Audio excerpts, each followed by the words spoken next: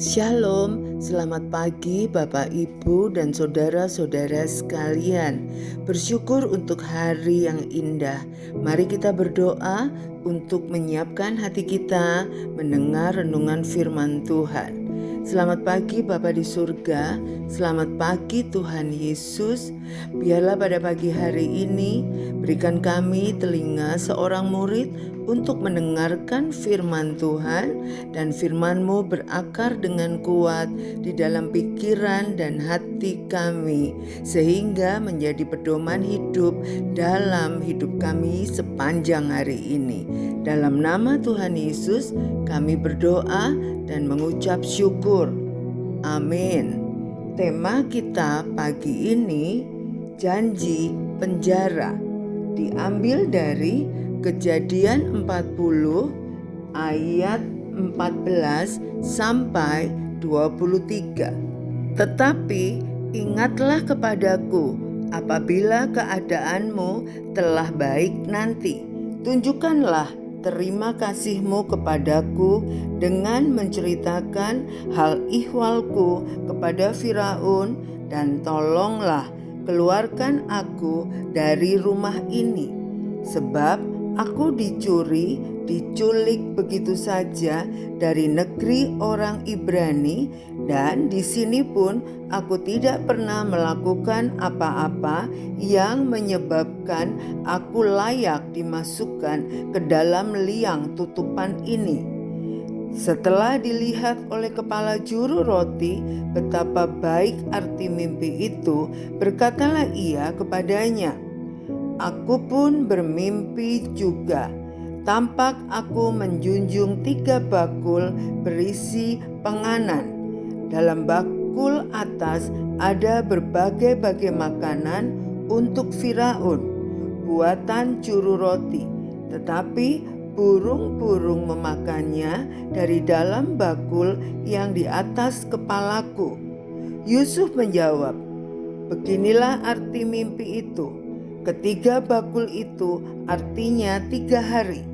Dalam 3 hari ini Firaun akan meninggikan engkau tinggi ke atas dan menggantung engkau pada sebuah tiang, dan burung-burung akan memakan dagingmu dari tubuhmu."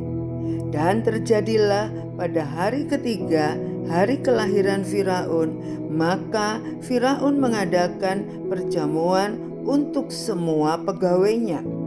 Ia meninggikan kepala juru minuman dan kepala juru roti itu di tengah-tengah para pegawainya.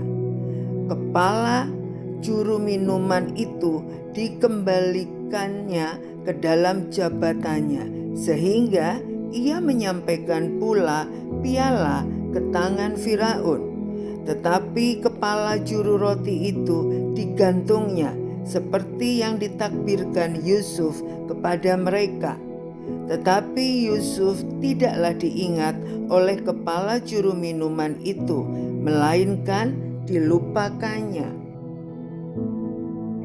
Berdasarkan pengalaman belasan tahun melayani di lembaga pemasyarakatan, seorang teman memperkenalkan istilah janji penjara, yaitu janji yang diucapkan menjelang bebasnya seseorang kepada rekan-rekannya yang masih menjalani masa hukuman. Nyatanya, seringkali janji itu dilupakan alias tidak ditepati. Yusuf adalah salah satu tahanan yang mengecap pahitnya janji penjara.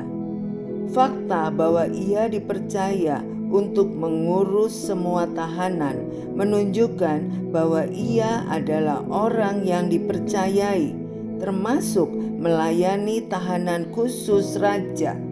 Ia juga dikaruniai pengertian untuk mengartikan mimpi. Itu digunakannya untuk menolong orang lain. Ketika sang juru minuman dibebaskan dan kembali menjabat di istana, Yusuf berpesan agar kasusnya disampaikan kepada Firaun. Ia ingin agar juru minuman itu mengingat jasanya dan menolongnya. Namun yang terjadi ialah Yusuf dilupakan. Dalam perjalanan hidupnya yang penuh liku dan luka, Yusuf dikecewakan oleh banyak orang, dijual saudara sendiri, difitnah, dan dijebloskan ke dalam penjara, serta dilupakan orang yang ditolongnya. Ia belajar bahwa berharap pada manusia hanya akan berbuah kecewa. Maka ia pun berharap hanya kepada Allah. 2 tahun kemudian ia menjadi penguasa di Mesir, bertemu dengan keluarganya dan mengampuni mereka. Ia menyimpulkan bahwa Allah bekerja dalam segala sesuatu untuk mendatangkan kebaikan bagi umatnya, dan dia tidak pernah menawarkan janji penjara. Menaruh harap pada manusia seringkali berbuah kecewa. Karenanya, mari berpaut kuat kepada Allah yang terpercaya. Mari kita berdoa. Terima kasih Bapa di surga untuk kebenaran firman-Mu pada pagi hari ini.